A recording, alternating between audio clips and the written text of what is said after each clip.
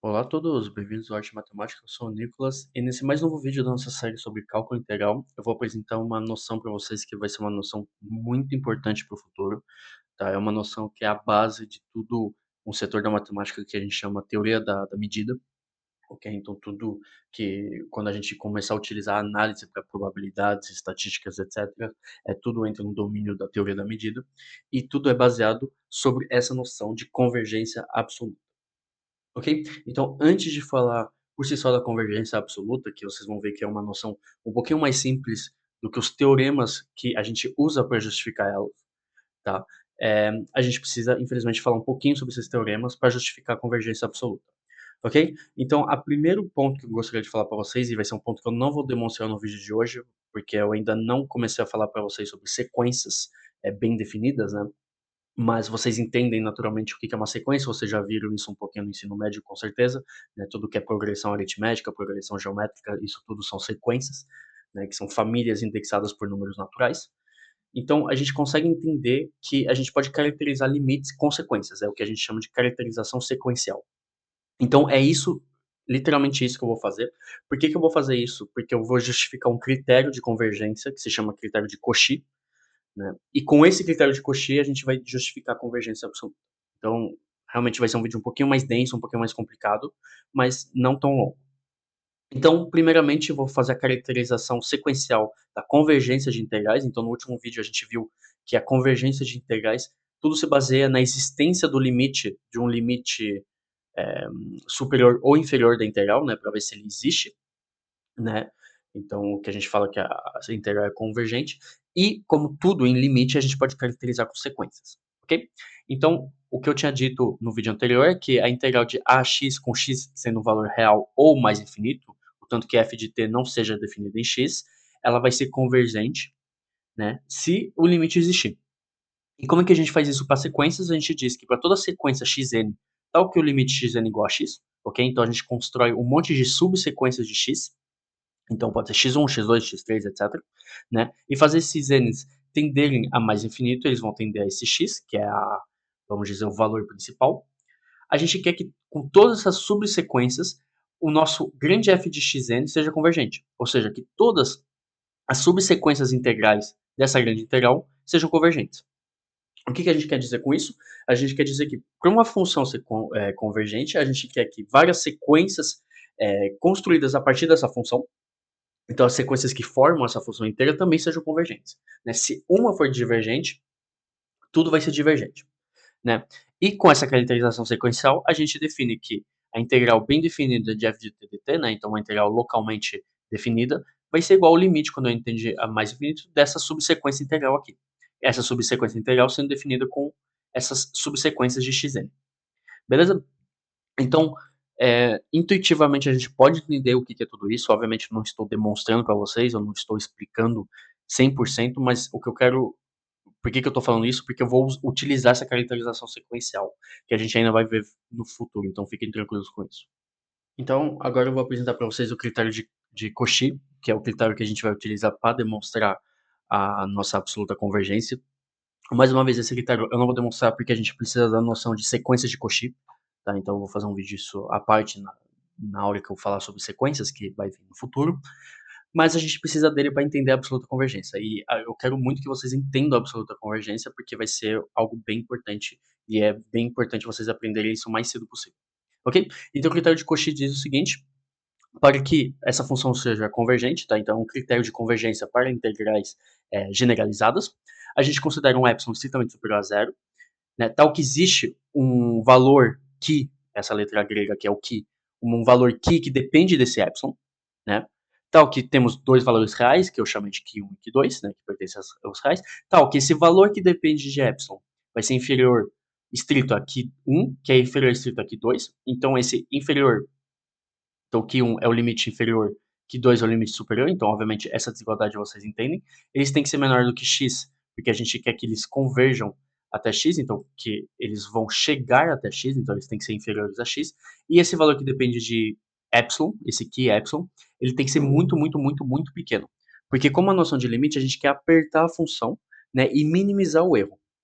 Então, assim que a gente minimiza o erro no final, né, a gente diz que o valor absoluto dessa integral aqui é menor do que epsilon, né, ou seja, que essa integral ela é enquadrada entre epsilon e menos epsilon. Né, então aqui a gente tem uma definição de limite. Então esse daqui é o critério de Cauchy. Seria essa forma aqui extensa, um pouquinho complicada. Tá? Esse teorema aqui de caracterização sequencial, ele serve para demonstrar a condição suficiente desse critério de Cauchy, o que não é muito, o que é um pouquinho complicado, porque a gente na verdade tem que demonstrar que essa sequência aqui é uma sequência dita de Cauchy, e o fato dela ser uma sequência de Cauchy, a gente sabe que ela vai converger em R, e como ela é convergente, acaba que esse teorema implica que vamos ter a condição suficiente de convergência. E depois temos a condição necessária, que aí realmente é uma coisa de enquadrar valores com limites reais, o que não é muito fácil de demonstrar, mas também não é muito difícil. Mas a gente ainda não tem os utensílios, então eu vou deixar isso passar. Então agora finalmente vamos falar sobre a absoluta convergência e eu vou mostrar o quão importante ela é. Então vamos lá definir a noção de absoluta convergência, ok? Então a gente considera obviamente uma função contínua no intervalo a, b, b sendo aberto, né? Então b pode ser um valor real como pode ser um valor infinito. E a absoluta convergência diz que se a integral de a a b do valor absoluto da função f de t dt é convergente, isso vai implicar que a integral sem o valor absoluto também vai ser convergente. Tá? Por que a gente chama de absoluta convergência? Porque a gente utiliza o valor absoluto.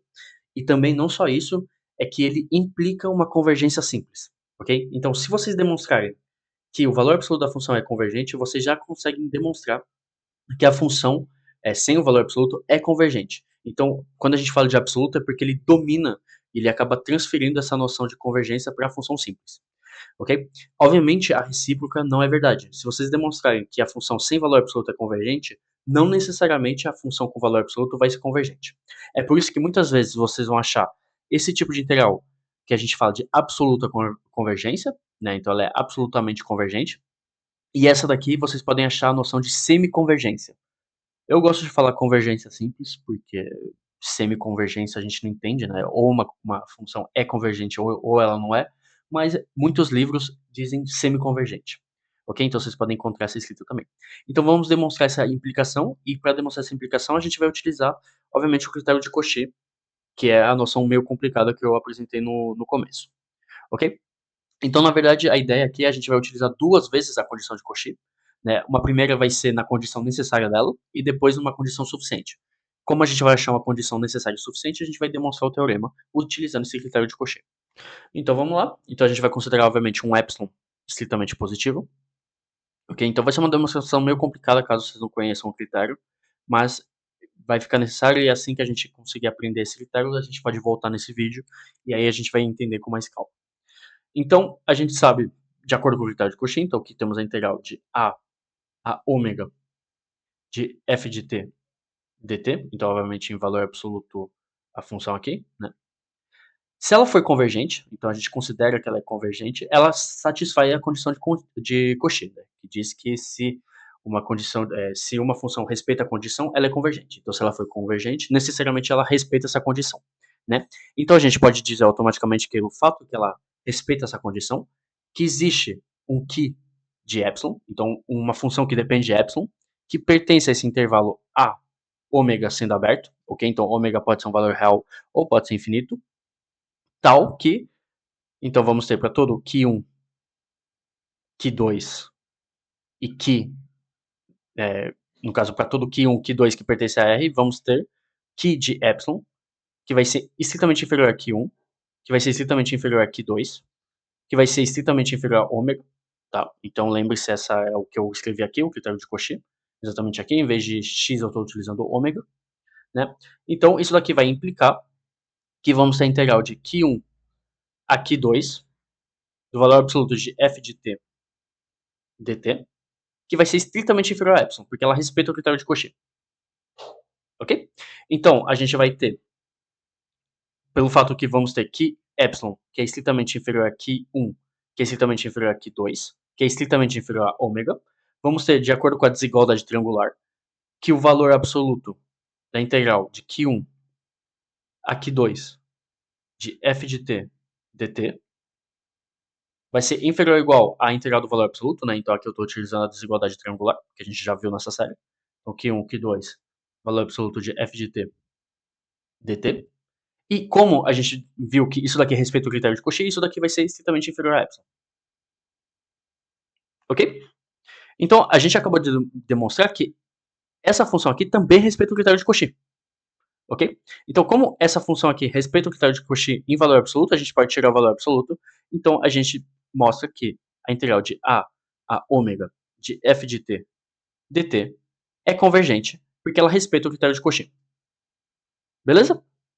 Então, a gente demonstrou isso, que a gente demonstrou que o fato disso daqui converger, isso daqui converge, né? Obviamente, a recíproca é falsa, então a gente nem perde nosso tempo tentando demonstrar. E agora eu vou dar um exemplo do contrário, né? Eu vou dar um exemplo de uma função que é convergente por si só, mas quando ela é em valor absoluto, ela não é convergente. Então, como exemplo, sem entrar muito nos detalhes, né? Porque realmente são noções mais complicadas que a gente precisa de alguns outros utensílios, mas para vocês entenderem a importância dessa diferença entre convergência absoluta e convergência simples, por exemplo, a integral de zero a mais infinito de seno de t sobre t dt. Essa integral ela é muito conhecida, tá? Ela é utilizada em física, em tudo que é sinais, né? Eu não lembro o nome dessa função, ela tem um nome específico, mas ela realmente é uma função bem importante e calcular a integral dela tem a sua importância em física, ok? Então, realmente, uma aplicação na vida real, né? Essa função, por si só, ela é convergente, né? A gente consegue demonstrar que ela é convergente quando a gente tiver os utensílios certos. Já o valor absoluto dela não é convergente. Então, a gente diz que essa função, essa integral, ela é semiconvergente. Convergente. Ok? Então, obviamente, a demonstração é um pouquinho complicada, né? Ela não é muito fácil, porque a gente precisa de outros utensílios, mas para vocês entenderem que uma integral que é muito importante, que é muito utilizada em física quântica ou física de sinais, etc, etc, ela ela é convergente simples, mas ela não é absolutamente convergente. Para vocês mostrarem, para vocês verem que realmente essa recíproca aqui é muito importante. Beleza? Então, um vídeo bem mais teórico, um vídeo um pouquinho mais denso, então, realmente vejam ele com calma. É realmente para introduzir essas noções e mais no futuro a gente vai fazer exercícios com mais aplicações. Beleza? Então, muito obrigado por ter assistido.